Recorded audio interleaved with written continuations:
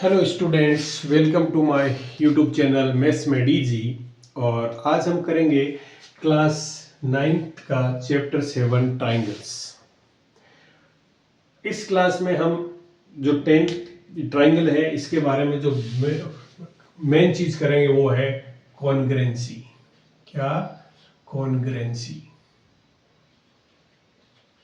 Congruency क्या होती है ये हम डिस्कस करेंगे, लेकिन उससे पहले क्योंकि हम बात कर रहे हैं ट्राइंगल्स की, तो तुम्हें ट्राइंगल के बारे में कुछ चीज़ें बताएंगे जो चीज़ें तुम्हें इस चैप्टर को करने के लिए बहुत ज़रूरी है, या इतनी चीज़ें तुम्हें पता होनी चाहिए अबाउट ट्राइंगल। सो ट्राइंगल, कोई भी अगर ट्राइंगल है, कोई भी अगर तुम्हें ट्राइंगल गिवन है ए बी सी, ओके, इसके पैरामीटर्स क्या क्या होते हैं, क्या क्या चीज होते हैं इसमें? वर्टिसेस होते हैं, वर्टिसेस होते हैं ए बी और सी, मतलब common point of two sides. A B का कॉमन, ए बी और ए सी का कॉमन ए, बी ए और बी सी का कॉमन बी, और ए सी और बी सी का कॉमन पॉइंट ए। फिर बात करते हैं तो हम साइड्स। क्या? साइड्स। साइड्स इसमें कौन कौन सी है? ए बी, बी सी और सी ए। ये लाइन सेगमेंट्स है, ये इनकी साइड्स है। ए बी, इसको हम ऐसे भी लिख सकते हैं, ए बी को हम बी ए भी लिख सकते हैं, बी सी को हम सी बी भी लिख सकते हैं, और इसको हम ए सी भी लिख सकते हैं। किसी भी लाइन सेगमेंट का नाम अगर तुम्हें ये कहा नेम दिस लाइन सेगमेंट, ध्यान से देखो, तो तुम इसको ए बी भी लिख सकते हो और बी ए भी लिख सकते हो। ओके।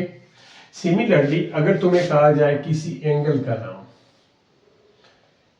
नेमिंग ऑफ एंगल, जो तुम प्रीवियस क्लासेज में, छोटी क्लासेज में पढ़ चुके हो, लेकिन इन पे कोई इतना ध्यान नहीं देता है, इसलिए ये याद नहीं रहता है। ये एंगल है हमारा। नॉर्मली इस एंगल को लोग कहते हैं एंगल ओ, पर this is not correct. Okay, क्योंकि ओ पॉइंट पे दो एंगल बन रहे हैं, ये भी एंगल है और एक ये भी एंगल है। There are two points, two angles. A O पर कितने बन रहे हैं? दो एंगल बन रहे हैं। तो हमें ये एंगल अगर लिखना है तो इसका नाम क्या लिखोगे तुम? भाई इसका नाम, इसका भी ए ओ सी लिख सकते हो, और इसका यहां पर अगर हम नाम लिखें एंगल ए ओ बी। अब यहां पर कंफ्यूजन है कि दोनों ही ए ओ बी है, दोनों अभी ही ए ओ बी, इसका नाम भी ए ओ बी है, इसका नाम भी ए ओ बी है। Have understood? पर हम अगर पॉइंट, ये नाम है, दो एंगल है, तो हम यहां पे लिख सकते हैं कि एक तो एक्यूट एंगल आ गया, एक्यूट एंगल एओबी, और दूसरा हमारा reflex angle AOB, reflex angle AOB, reflex angle AOB. दो एंगल है, एंगल ओ से कोई मतलब नहीं है, यहां दो एंगल्स बन रहे हैं। ओके। अब हम जब बात करते हैं ट्राइंगल में, जब हम एंगल की बात करेंगे तो हम यहां पर बात करेंगे इंटरनल एंगल। क्या? Internal angle.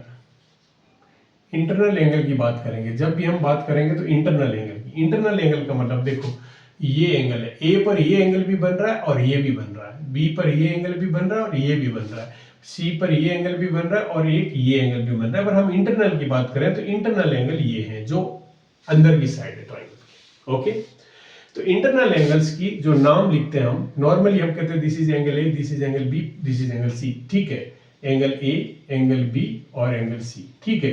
अगर कहीं पर जब हम पर्टिकुलरली कॉन्ग्रुएंसी ऑफ ट्राइंगल करेंगे, कॉन्ग्रुएंसी ऑफ ट्राइंगल जब हम करेंगे तो यहां पर हम ट्राइंगल का नाम ये नहीं लेंगे, ये नेमिंग नहीं करेंगे। यहां पर ट्राइंगल की नेमिंग हम, एंगल ए को हम दो तरह से लिख सकते हैं। क्या? एंगल बी ए सी या फिर एंगल सी ए बी। दोनों में तुमने ध्यान दिया होगा कि जो जहां पर एंगल बन रहा है वो मिडल में आता है, जहां पर एंगल बन रहा है वो मिडल पे आता है। एंगल कहां पर बन रहा है? ए पर, तो वो मिडल में आता है। इसी तरह से हम बी के नाम भी दो लिख सकते हैं, एंगल क्या? ए बी सी और एंगल सी बी ए, इसके भी दो नाम है। ऐसे ही एंगल सी के भी तुम दो नाम लिख सकते हो, ए सी बी। इसको लिखने के लिए बस ध्यान रखो कि there are three vertices A B सी।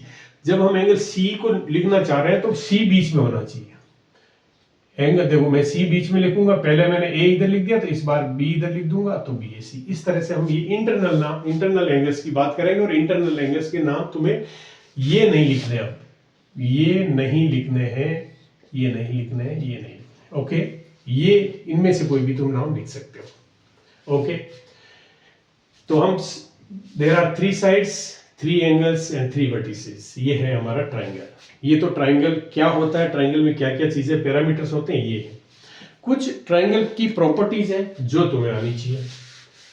यहां पर कुछ ट्राइंगल की प्रॉपर्टीज है जो तुम्हें आनी चाहिए, है ना। कुछ प्रॉपर्टीज है जो इस चैप्टर के लिए बहुत जरूरी है। वैसे तो there are lot of properties of triangle, but इस चैप्टर के लिए जो हम यूज करेंगे, जो प्रॉपर्टीज हम यहाँ पर यूज करेंगे, कौन कौन सी, ट्राइंगल के लिए भी कुछ एंगल, कुछ लाइन एंड एंगल से लेंगे। तो ट्राइंगल की जो प्रॉपर्टी यूज करेंगे वो पहली प्रॉपर्टी है कि sum of all the 3 interior angles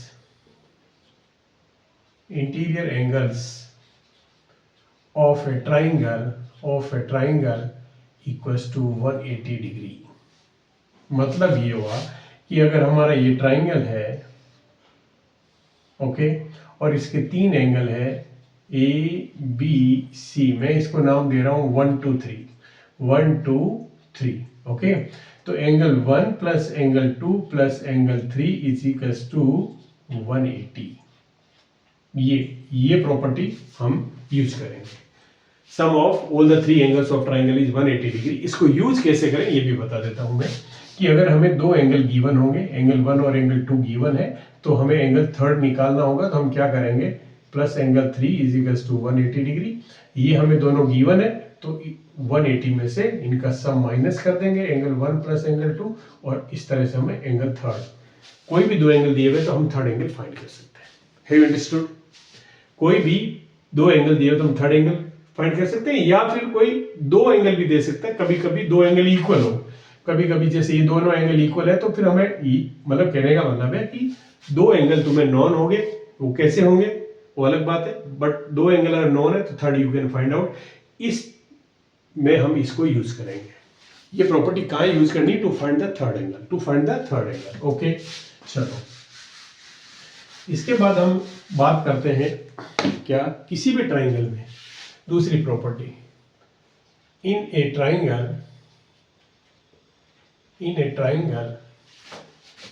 angles opposite to equal sides are always equal, or vice versa, and vice versa। ये 2 चीजें यूज करेंगे, 2 और 2 and 2 days, मतलब in a triangle angles opposite to equal sides are always equal, और यहां पर कह सकते हैं in a triangle sides opposite to equal angles are always equal. मतलब इसका ये होता है कि किसी भी ट्राइंगल में अगर मैं ये कहूं ए बी सी, अगर तुम्हें ये गिवन है A B is equals to A C, 2 equal sides अगर तुम्हें दी हुई है, अगर ये और ये साइड इक्वल है तो इसका ऑपोजिट एंगल जो है ये, और इसका ऑपोजिट एंगल ये इक्वल होंगे। मतलब angle A B C is equals to angle A C B. Have you understood? ये कहती है थ्योरम। या फिर हमें ये गिवन हो, ये हमें गिवन था, ये गिवन है तो हम ये लिख सकते हैं, और हमें अगर ये गिवन है तो हम ये लिख सकते हैं। अगर तुम्हें ये नहीं गिवन है, तुम्हें ये गिवन है कि एंगल्स इक्वल है कि angle A B C is equal to angle A C B, then हम कह सकते हैं इसकी opposite side A B C की ऑपोजिट साइड देखो कौन सी है, जो साइड इंक्लूड नहीं हो एंगल बनाने में। ए बी सी इसमें ए बी और बी सी साइड्स इंक्लूड है, इनके अलावा जो साइड बचेगी वो साइड इसकी ऑपोजिट हो जाएगी। तो A C is equals to इस एंगल की side opposite A B, A C is equals to A B. Have you understood this? ये एक प्रॉपर्टी और यूज करेंगे इसमें जब भी हम कॉन्करेंसी की बात करेंगे तो। और ये हम प्रूव भी कर सकते हैं, ठीक है। बट इतना तो मैं अभी एग्जाम बिल्कुल है, तो ये प्रूफ की जरूरत है नहीं, कोई पूछता नहीं प्रूफ। अब हम तीसरी चीज यूज करेंगे, जो मैं बता देता हूं तुम्हें, जो हमने लाइन्स एंड एंगल्स में पढ़े प्रीवियस चैप्टर में, जो हमने पढ़ा है लाइन्स एंड एंगल्स, उसमें तुम्हें ये चीजें पढ़ी है। क्या? अगर दो पैरेलल लाइन्स हैं, क्या अगर दो पैरेलल लाइन्स हैं, अगर मैं ये कहूँ A B and C D are parallel lines, और ये एक ट्रांसवर्सल है, अगर ट्रांसवर्सल है, ये मान लो पी क्यू ट्रांसवर्सल है, जो इसको एम और एन पर इंटरसेक्ट करती है, तो यहाँ पे जितने भी एंगल्स बताए तुम्हें, वो एंगल हम यूज करेंगे। कि अगर मैं ये कहूँ कि these two angles are equal, alternate opposite angles, this angle is equals to this angle, मतलब अल्टरनेट इंटीरियर एंगल्स कह सकते हैं। और अगर तुम्हें कभी कभी एंगल फाइंड करना होता है, इन दोनों का सम क्या होता है? सप्लीमेंट्री एंगल, इनको को इंटीरियर एंगल्स कहते हैं। कॉरस्पॉन्डिंग एंगल्स इक्वल होते हैं, जैसे ये और ये कॉरस्पॉन्डिंग है, ये और ये कॉरस्पॉन्डिंग है, ये और ये कॉरस्पॉन्डिंग है, तो कॉरस्पॉन्डिंग एंगल्स आर इक्वल। फिर एक चीज और यूज करेंगे, कहीं पे तुम्हें देखना है कहीं पे भी दो लाइन इंटरसेक्ट करती है, तो ये दोनों angle vertically opposite angle equal होते हैं। जैसे मान लो कि तुम्हें दिया, ध्यान से देखो कि ये दो ट्राइंगल दे दिए तुम्हें, ये दो ट्राइंगल दे दिए, A B O C D, और यहां पे लिख दिया कि A B parallel to C D. अगर हमें ये पता है कि A B parallel to C D है, तो हमें पता है कि ये एंगल और ये एंगल इक्वल होगा, क्योंकि ये दोनों पैरेलल है, ये ट्रांसफर हो गई, तो अल्टरनेट इंटीरियर एंगल्स, क्या? Alternate interior angles. सिमिलरली ये एंगल किसके इक्वल होगा? इसके होंगे, ये यूज कर सकते हैं। अगेन अल्टरनेट इंटीरियर एंगल्स, ये दोनों एंगल भी इक्वल होंगे, क्यों होंगे? वर्टिकली ऑपोजिट एंगल्स, क्योंकि दो स्ट्रेट लाइन कट करी। तो इस तरह से तुम्हें फिगर को देख के ये सब चीजें तुम्हें यूज करनी होती है वहां पर। तो ये हमने प्रॉपर्टीज पढ़ ली। ओके, अब हम बात करते हैं कि कॉन्ग्रुएंसी क्या होती है, कॉन्ग्रुएंट ट्राइंगल्स क्या होते हैं। यहाँ पर कुछ वर्ड्स हम यूज करेंगे। कॉन्ग्रुएंट क्या होते हैं? कॉन्ग्रुएंट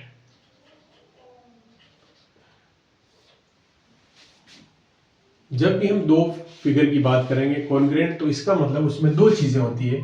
एक तो होती है उसकी शेप, और एक होती है उसकी साइज। ओके, एक होती है शेप, एक होती है साइज।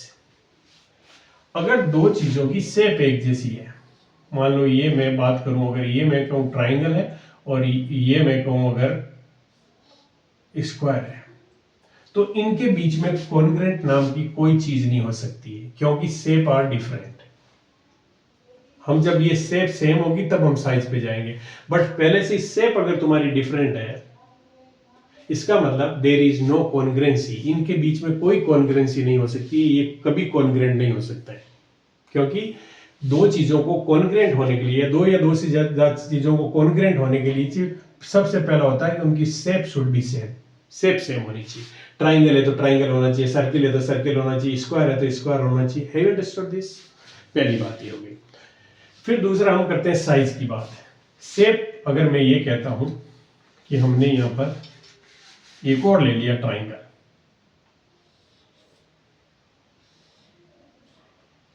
और फर्स्ट कंडीशन हमारी ओके, दोनों ट्राइंगल शेप सेम है, लेकिन क्या साइज सेम है? दूसरी चीज हम चेक करते हैं, साइज सेम नहीं, क्या नहीं, यहां पर साइज सेम नहीं है, तो फिर कॉन्ग्रुएंसी नाम की कोई चीज नहीं आएगी। तो पहले तो दोनों चीजें होनी चाहिए, shape and size both are same. फिर तीसरी चीज हम यूज करते हैं कि pure overlapping, pure overlapping, pure overlapping होनी चाहिए, या 100% ओवरलैपिंग होनी चाहिए, 100% ओवरलैपिंग होनी चाहिए, 100% ओवरलैपिंग होनी चाहिए। तब हम कहते हैं कि शेप साइज सेम है, उसके बाद क्या? 100% ओवरलैपिंग। 100% ओवरलैपिंग का मतलब है कि किसी भी ट्राइंगल है, इस ट्राइंगल के ऊपर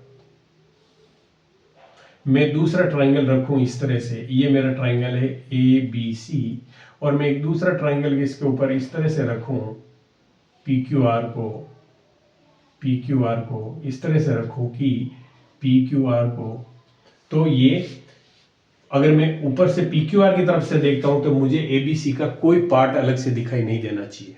हैव यू अंडरस्टूड? और मैं अगर उधर से उल्टा करूं उसी को, और तो एबीसी की तरफ से जब मैं उसको देखूं, एबीसी की तरफ से देखूं, तो मुझे पी क्यू आर का कोई भी पार्ट बाहर नहीं दिखना चाहिए। उसको बोलते हैं 100% ओवरलैपिंग। तब दो चीजें या दो फिगर कॉन्ग्रेंट होते हैं। आ गया समझ में? तब दो फिगर कॉन्ग्रेंट होते हैं। पर क्या एग्जाम में तुम्हें एक फिगर दिया हुआ है, कॉन्ग्रेंसी पूछ रहा है, ट्राइंगल आर कॉन्ग्रेंट और नॉट, तो हम क्या वहां पे ऐसे तो कर नहीं सकते कि इस प्रोसेस को तो यूज कर नहीं सकते कि 100% ओवरलैपिंग चेक करो, 100% ओवरलैपिंग चेक करो, ये तो हो नहीं सकता एग्जाम में। तो फिर हमारे पास कुछ क्राइटेरिया होते हैं, कुछ रूल्स होते हैं, जिनसे हम ये कह सकते हैं कि these two figures are congruent. अब इसमें रोल आ जाएगा तुम्हारा इंटीरियर एंगल्स का। अब ध्यान रखना है, इंटीरियर एंगल्स का और साइड्स का, इनका रोल शुरू हो जाता है। इंटीरियर एंगल्स एंड साइड्स का रोल शुरू हो जाता है। ओके। और एक दूसरा एक वर्ड बहुत ही कॉमन चलेगा, वो होता है कॉरेस्पॉन्डिंग। कॉरेस्पॉन्डिंग का मतलब है कि मैं अगर तुम्हें ये कहूं कि अगर मैं ये कहूं कि ये एक आदमी है, एक दूसरा ये आदमी है, तो इसका हेड का कॉरेस्पॉन्डिंग हेड, इस हैंड का कॉरेस्पॉन्डिंग ये हैंड, इस हैंड का कॉरेस्पॉन्डिंग ये, इस लेग का कॉरेस्पॉन्डिंग ये, इस लेग का कॉरेस्पॉन्डिंग ये चीजें होती है कॉरेस्पॉन्डिंग। Have you understood? अगर ये एक तरफ आगे की फ्रंट में खड़ा है, ये भी इधर देख रहा है, दोनों सिमिलर देख रहे हैं, तो ये कॉरेस्पॉन्डिंग चीजें होती है कि हेड कॉरेस्पॉन्डिंग है, ये लेफ्ट हैंड, राइट हैंड, ये कॉरेस्पॉन्डिंग चीजें होती है। क्या होती है? कॉरेस्पॉन्डिंग चीजें होती है। तो हम कॉरेस्पॉन्डिंग वर्ड यूज करेंगे। ओके। अब हम बात करते हैं कि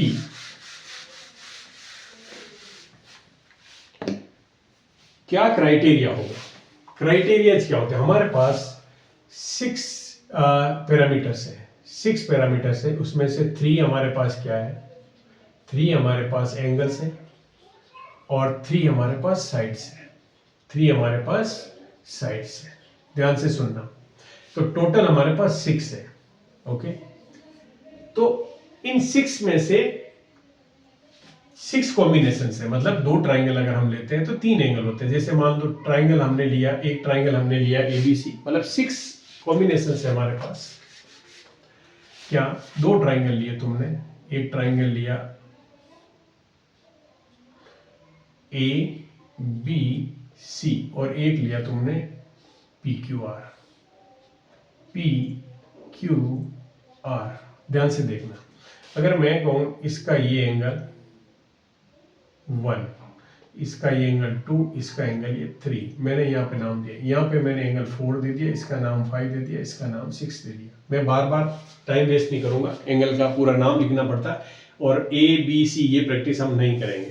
तो यहाँ पर अगर हम बात करें तो देखो, angle 1 is equals to angle 4, ये कॉरेस्पॉन्डिंग एंगल्स है। Angle 2 is equals to angle 5 और angle 3 is equals to angle 6। ये 3 चीजें हो गई। ओके। फिर आ जाओ साइड पे।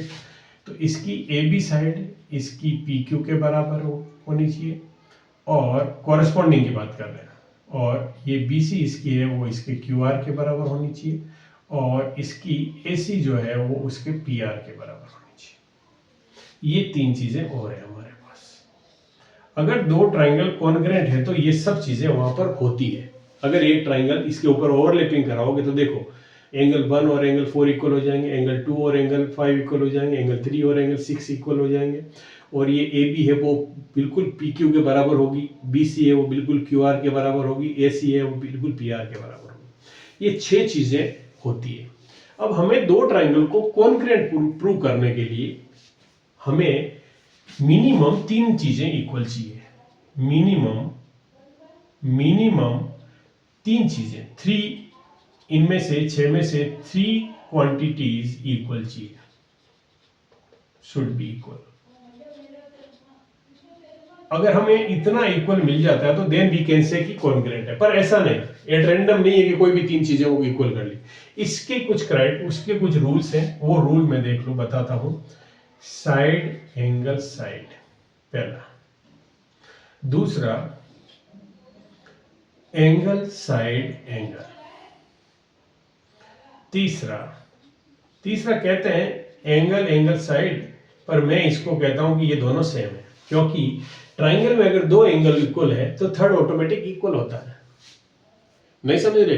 ट्राइंगल में, किसी भी ट्राइंगल में दो एंगल इक्वल हो जाएंगे तो थर्ड एंगल अपने आप इक्वल हो जाएंगे। तो अगर तीसरा एंगल इक्वल हो जाता है तो तुम अगर ध्यान से देखोगे तो ये चीज वही है, एंगल साइड एंगल। अगर दो एंगल इक्वल है तो थर्ड एंगल बिल्कुल इक्वल हो जाएगा। तो ये क्राइटेरिया जो है वो यही बन जाता है। अगर मैं इसको यहां से हटा दूं तो एंगल साइड एंगल ही बन जाता है। तो पर कुछ जगह मेंशन है, कुछ जगह लिख देते हैं, तो मैं एंगल एंगल साइड लिख देता हूं, एंगल एंगल साइड लिख देता हूं, जबकि ये दोनों चीजें इनडायरेक्टली एक ही है। अब हम बात करते हैं फोर्थ, वो है साइड साइड साइड। ओके, और फिफ्थ है वो अलग है, वो बाद में डिस्कस करें हम, RHS। ये पर्टिकुलर राइट एंगल ट्राइंगल में ही लगता है, तो इसको हम कहते हैं this is for only right angle triangles, only right angled triangle. ये राइट एंगल ट्राइंगल के लिए होता है सिर्फ ये वाला रूल, बाकी जितने रूल है वो सब ट्राइंगल्स के लिए। ओके, अब ये होते क्या है, कैसे हम करें, इसका मतलब तब समझते हो। साइड एंगल साइड का, साइड एंगल साइड का मतलब है दो साइड और उनके बीच का इंक्लूडेड एंगल। इन दो साइड से बनने वाला एंगल अगर इक्वल होता है तो हम उसको साइड एंगल साइड कहते हैं। यहां पर एक साइड होगी और उसके देखो कोई भी साइड है ट्राइंगल की, ये देखो ये ट्राइंगल है और एक ये ट्राइंगल, इसको समझो और फिर देखो ABC PQR, दो ट्राइंगल। अब तुम्हें अगर ये दिया हुआ है कि AB is equals to PQ, ये क्या होगी, साइड हो गई। Angle BAC is equals to angle QPR, तो ये एंगल हो गया। फिर तुम्हें दे दिया कि AC is equals to PR, ये साइड हो गई। ध्यान से देखो अब ये तुम्हें क्या हुआ, कैसे हुआ, क्योंकि तुम ध्यान से देखोगे तो जो एंगल हमारा है इक्वल वाला, उसी में दोनों साइड आ रही है। इसकी देखो AB साइड ये बन रही है AB साइड, AC साइड ये बन रही है AC साइड। एंगल का पूरा नाम लिखोगे, इसका मतलब इंक्लूडेड एंगल है, इन दोनों साइड के से बनने वाला एंगल होता है, साइड एंगल साइड मिलेंगे। तो अब यहां पे तुम्हें रूल दिख रहा है, क्या बन गया, side angle side, side angle side. देखो दिस, ये साइड ये साइड, ये एंगल ये एंगल, ये साइड ये साइड, आ रहा समझ में? इसको बोलते हैं साइड एंगल साइड क्राइटेरिया। पर यहां पर फिक्स है कि जो दो साइड होगी उनका देखो इन दोनों साइड का कॉमन पॉइंट क्या है, AB और AC, इनमें A कॉमन है, तो जो एंगल बन रहा है वो कहां पे बन रहा है, A पर बन रहा है, तुम्हें पता लग जाएगा। यहां पर क्या देखो PQ और PR है, तो कॉमन पॉइंट P है, तो एंगल किस पे बन रहा है, P पर बन रहा है। अंडरस्टूड? तो ये साइड एंगल साइड क्राइटेरिया होता है। अगर इतना तुम्हें मिल जाता है, इतना तुम्हें इन दो ट्राइंगल में मिल जाता है, तो हम एक सिंबल होता है कॉन्ग्रुएंसी का,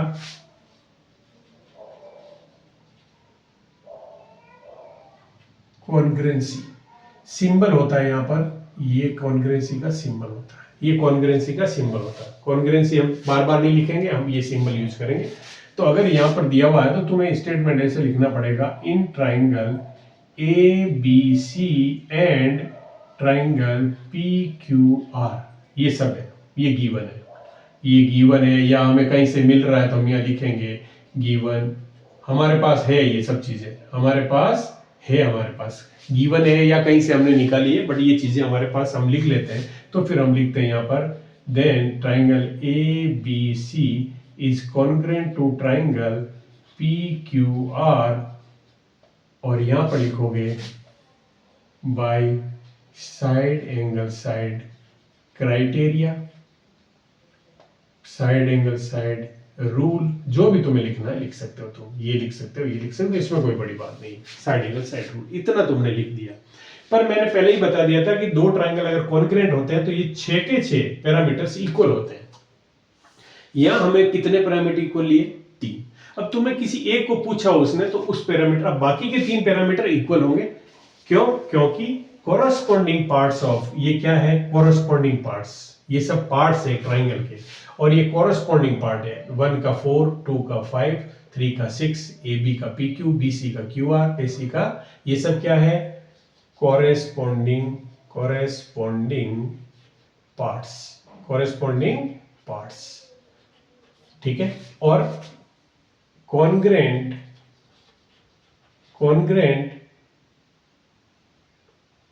में कॉरेस्पॉन्डिंग पार्ट ऑफ, यहां पे लिख देता हूं कॉरेस्पॉन्डिंग पार्ट्स ऑफ, फिर नीचे लिखता हूं मैं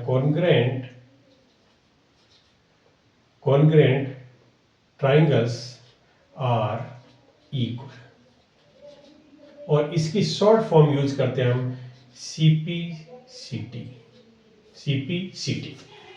ये पूरा स्टेटमेंट लिखने की जरूरत नहीं है, तुम लिख सकते हो by CPCT, corresponding parts of congruent triangle are equal. तो मैं यहाँ पे ये लिख सकता हूँ बाकी के बचे हुए पार्ट, देखो ये आ चुका, ये आ चुका, ये आ चुका, ये आ चुका, ये भी आ गया, ये भी आ गया, बाकी क्या बच गया? Angle ABC। अब यहां से देखो, ये यहीं से तुम्हें कॉरेस्पॉन्डिंग पार्ट मिलेगा। Angle ABC is equal to, देखो ABC, तो यहाँ पे क्या आएगा? PQR, एंगल PQR, यहीं से लेना तुम्हें। और एंगल A तो आ चुका, तो अब तुम क्या लोगे? C, तो BCA लिख लो। BCA कहां से शुरू किया? B से C पे गए और फिर A पे आए, तो यहाँ पे कहां से शुरू करोगे? Q से R पे जाओ, P पे आ जाओ, तो एंगल QRP हो गया। दोनों एंगल इक्वल हो गए, साइड पहले से दो इक्वल थी, अब ये लिख लो BC is equal to QR। अब इनमें से जो भी तुम्हें पूछिए तो तुम कोई भी लिख सकते हो बाय सीपीसीटी। बस ये इतना स्टेटमेंट लिखना किसी भी ट्राइंगल को प्रूव करने के लिए हमें क्या करना है, क्या तुम्हें गिवन है, क्या ये गिवन है साइड एंगल साइड, तो हम इस तरह से लिख लेंगे। और ये गिवन है, ये गिवन डेटा में हमें मिलेगी side included angle and side. अगर गिवन है तो फिर हम लिख देंगे दोनों ट्राइंगल इक्वल है बाय SAS क्राइटेरिया, एस या SAS रूल। फिर हम लिख सकते हैं, इनमें से कुछ भी पूछा हो, तुम्हें ये पूछ लिया हो कि बताओ ये एंगल इक्वल है, तो तुम इतना लिख दो बाय सीपीसीटी। ये एंगल पूछा है तो लिख दो ये एंगल इक्वल है बाय सीपीसीटी, या ये साइड पूछी है तो लिख दो ये side by CPCT. Have you understood this? Like this we write the statement, इस तरह से हम इस स्टेटमेंट लिखेंगे। आ गया समझ में? अब मैं इसी ट्राइंगल के अंदर बताता हूं तुम्हें क्या, एंगल साइड एंगल,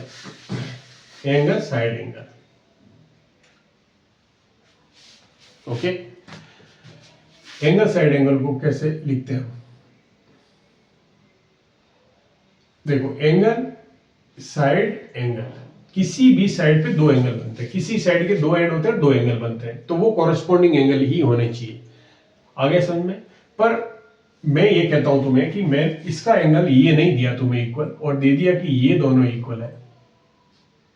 अब यहां पर क्या होता है? एंगल साइड एंगल, तो एंगल साइड ये एंगल इक्वल नहीं मिला, पर हमें पता है कि अगर ये दोनों एंगल इक्वल है, ये दोनों एंगल इक्वल है, तो ये ऑटोमेटिक इक्वल हो गई होगा। इसलिए मैंने तुम्हें कहा था एंगल साइड लिखो या नहीं लिखो कोई फर्क नहीं पड़ता। एंगल साइड और angle side angle both are the same criterias, क्योंकि थर्ड एंगल, अगर दो एंगल इक्वल है तो थर्ड इक्वल होना ही है, because sum of all the three angle of every triangle is 180। Okay, चलो अब इसको कैसे लिखोगे? तुम लिखना वही same, in triangle ABC and triangle PQR।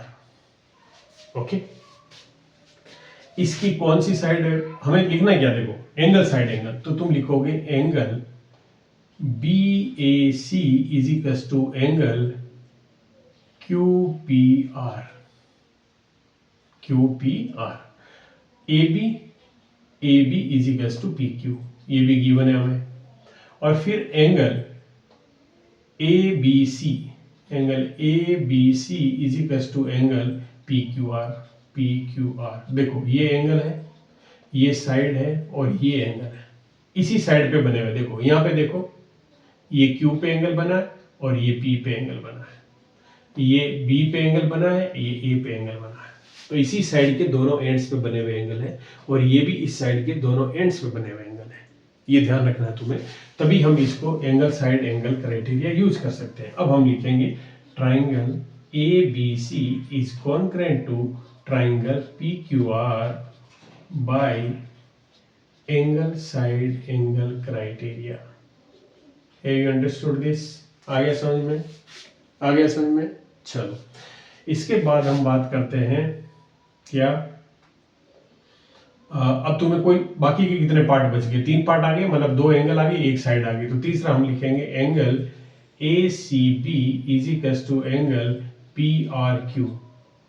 Okay, अगर यही पूछा है तो साइड पूछिए तो साइड भी लिखोगे तुम क्या, AC is equal to PR और BC is equal to QR और यहाँ पर यूज करोगे by CPCT। Okay, so this is how we can write. ये हमें अगर गिवन है तो हम इस तरह से स्टेटमेंट लिखेंगे, दो ट्राइंगल को कॉन्ग्रुएंट प्रूव करेंगे। अभी जो मैं बता रहा हूं तुम्हें वो सीधे सीधे ट्राइंगल है, दोनों अलग अलग पड़े हैं, तुम्हें बहुत आसान लगते हैं, पर जब कॉम्बिनेशन होता है फिगर का, अंदर ट्राइंगल के अंदर ट्राइंगल होता है या कहीं किसी मिक्स फिगर में होता है, तब हमें फाइंड आउट करना पड़ता है कि which side is are corresponding sides, कौन सी इक्वल है, वो वहां पर तुम्हें थोड़ा सा ध्यान देना पड़ेगा। ओके, पर हमें करना ऐसा ही है। First we have to find out the triangle. Most of the time question में दिया होगा कि prove that these two triangles are congruent, तो तुम्हें वहीं से मिल जाता है कि कौन कौन सी साइड को इक्वल ढूंढना है या कोई ट्राइंगल को इक्वल ढूंढना है, वो तुम्हें पता लग जाता है। ओके, चलो अब हम बात करते हैं साइड साइड साइड, तब तो कोई प्रॉब्लम ही नहीं है। साइड साइड साइड, अगर तुम्हें ये दिया हुआ है कि prove that these two triangles are congruent, और अगर तुम्हें ये दिया हुआ है AB is equals to PQ, BC is equals to QR, AC is equals to PR, अगर ये गिवन है तुम्हें, इसका मतलब साइड साइड साइड, तो कौन सा रूल बन गया, साइड साइड साइड। तो हम कह सकते हैं कि triangle ABC is congruent to triangle PQR, और यहाँ पे लिखोगे by side side side criteria. Okay, और फिर तुम नीचे लिख सकते हो angle BAC is equal to angle QPR और angle ABC is equal to angle PQR और angle ACB is equal to angle PRQ, और यहाँ पे बाय CPCT। देखो दो ट्राइंगल कॉन्ग्रुएंट होते हैं तो ऑल 6 पार्ट्स आर इक्वल होते ही होते हैं, पर हमें कॉन्ग्रुएंसी प्रूव करने के लिए मिनिमम पार्ट कितने चाहिए होते हैं? मैंने कहा था 3, यहाँ पे 3 है, यहाँ पर भी 3 है, यहाँ पर भी 3 है, यहाँ पर भी 3 है, बट कुछ पैटर्न में, कुछ सीक्वेंस में। Have you understood? कर लोगे? चलो इसके बाद हमारा है राइट एंगल ट्राइंगल RHS, जो सिर्फ राइट एंगल ट्राइंगल में लगता है, जो सिर्फ राइट एंगल ट्राइंगल में लगता है, जो सिर्फ राइट एंगल ट्राइंगल में लगता है। ओके, सिर्फ राइट एंगल ट्राइंगल में लगता है। मतलब अगर मैं ये कहूं कि दो राइट एंगल ट्राइंगल, RHS का मतलब होता है, R का मतलब हो गया right angle, right angle, H का मतलब है हाइपोटेनियस, और S का मतलब होता है वन साइड, एक साइड,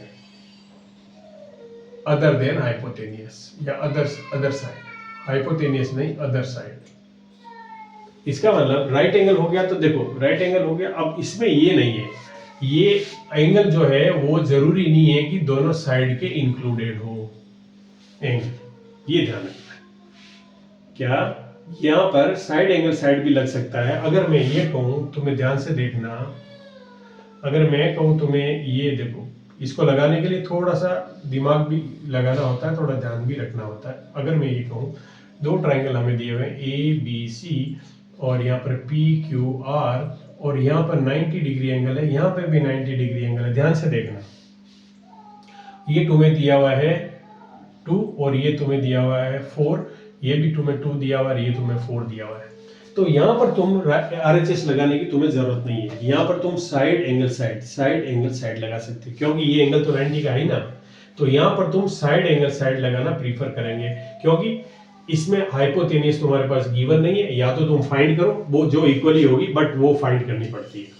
ठीक है, चलो ये हो गया। तो यहाँ पर तुम RHS लगाने की बजाय क्या लगाओगे, अगर तुम्हें ये गिवन है और ये गिवन है कि ये 5 है और ये 5 है, तब तुम RHS यूज करोगे। तब तुम क्या यूज करोगे, RHS, राइट एंगल, हाइपोटेनियस और कोई भी साइड। अब यहां पर ये साइड 4 होने की बजाय ये भी 4 हो सकती है, ये भी 4 हो सकती है, लेकिन यहां पर जैसे ये 4 होगी ट्राइंगल का नाम चेंज हो जाएगा। देखो तुम्हें क्या दिया हुआ है, Q, B, इस पे B से तुम शुरू कर सकते हो और इसका तुम Q। ओके, ध्यान से देखो, ये ट्राइंगल B पे 90 डिग्री, ये Q पे 90 डिग्री। अब B से C की तरफ जाते हो जब 4 आता है, तो B से C की तरफ जाओ तो 4 आता है। इसमें Q से P की तरफ जाते हो तब 4 आता है। लिख दिया तुमने। अब बचा हुआ है वो इस साइड में लिख दो, इसका यहाँ लिख दो और इसका यहाँ लिख दो। ये दोनों ट्राइंगल कॉन्ग्रुएंट हो जाएंगे। आया समझ में नहीं आया? ये ट्राइंगल जरूरी नहीं तुम्हें यही साइड दे, अगर ये दे दिया तो नाम चेंज हो जाएगा ट्राइंगल। हर बार ये नहीं कह सकते तुम कि triangle ABC is congruent to triangle PQR, ऐसा नहीं है। First we have to select the corresponding parts, क्योंकि देखो Q पे Q 90 डिग्री आ गया, लेकिन BC पे PQ आएगी, ये घूम के ऐसे आएगा तो R पे A चला जाएगा, A पे R। यहाँ पे आप देख लो, A पर क्या हमने किया है, Q पे Q, P, AB, इससे इधर जा रहे हैं हम, P लिखना चाहिए ना। B से, अच्छा B से C गए हम, हाँ ठीक है, B से हम C गए तो Q से P गए हम, यहाँ पे लिखना चाहिए Q से P गए हम, और यहाँ पर R है। हाँ ऊपर वाला था ना, ऊपर वाला ही था ABC, नहीं हाँ ABC, हाँ ये Q से P गए हम, और हाँ ऊपर वाला ठीक है ना, हाँ ये। अगर ये है तो अब देखो यहाँ से तुम्हें देखोगे तो कि AB, ये रही AB, और ये है RQ, तुम्हें दिया हुआ ही नहीं है, ये नहीं दिया हुआ ना, तो ये दोनों हो गई, और ये दोनों गिवन है वो आगे आ जाएगी। BC, ये रही BC, और ये रही QP, ये रही QP 4, और ये हाइपोटेनियस है तुम्हारी AC is to RP। You understood this? Like this तुम्हें ये ध्यान रखना होता है कि कैसे हम करें कोरस्पॉन्डिंग पार्ट्स। तो राइट एंगल ट्राइंगल हो तो हर बार जरूरी नहीं RHS यूज हो, लेकिन RHS सिर्फ राइट एंगल ट्राइंगल में यूज होगा।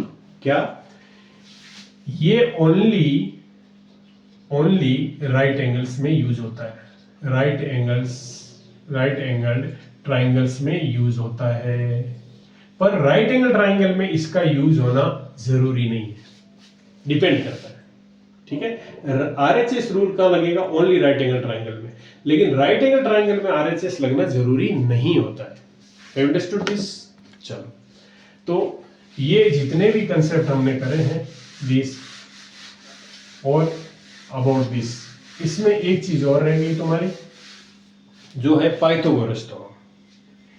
वो भी यूज, जब मैंने बताया ट्राइंगल की प्रॉपर्टीज, तो उसमें हमें एक चीज और है, पाइथागोरस थ्योरम भी यूज करनी होती है, जो तुम में सबको आती है। पाइथागोरस थ्योरम क्या होती है, ये किस में लगती है, राइट एंगल ट्राइंगल। किस में लगती है, राइट एंगल्ड ट्राइंगल, कि तीनों साइड में रिलेशन होता है। तो लॉन्गेस्ट साइड जो होती है उसको हाइपोटेनियस बोलते हैं, तो square of longest side is equal to P plus B square, इसी नाम से तुम पढ़ते आए हो। पर square, sum of square of two side will be equal to the square of the longest side, and hypotenuse is the longest side. अब यहाँ से तुम्हें कोई भी तीन साइड है, कोई भी दे दी, मान लो P निकालना है, तो हमें H square minus B square करके और इसका रूट ले लेंगे। B निकालना है तो H square minus P square करके ले लेंगे, और H निकालना है तो सम हो जाएगा, क्योंकि जब लॉन्गेस्ट साइड निकाल रहे हो तो तुम बड़ी होगी तो कुछ सम ही होगा। तो याद रख लो, हाइपोटेनियस निकालते हैं तो सम क्यों होता है, क्योंकि ये लॉन्गेस्ट साइड है। तो ये और ये B और P निकालने के लिए हाइपोटेनियस में से माइनस कर देंगे। इस तरह से हमें रिक्वायरमेंट होगी फाइंड करने की, तो we can find out. Okay, तो ये है इस चैप्टर के बारे में जितने बेसिक्स थे, कंसेप्ट्स थे, वो हमने कर लिए हैं। और वीडियो अगर तुम्हें पसंद आया है तो इसको लाइक करो, चैनल को सब्सक्राइब करो और अपने फ्रेंड्स के साथ शेयर करो, ताकि मैं नए नए वीडियो तुम्हारे लिए ला सकूं और तुम्हें नोटिफिकेशन मिल सके। और नेक्स्ट चैप्टर में हम इसके कुछ इंपॉर्टेंट क्वेश्चंस डिस्कस करेंगे जो एग्जामिनेशन पॉइंट ऑफ व्यू से आते हैं। उससे पहले तुम ये जितना मैंने पढ़ा है उसको रिवाइज करके आओगे। Okay, bye, take care.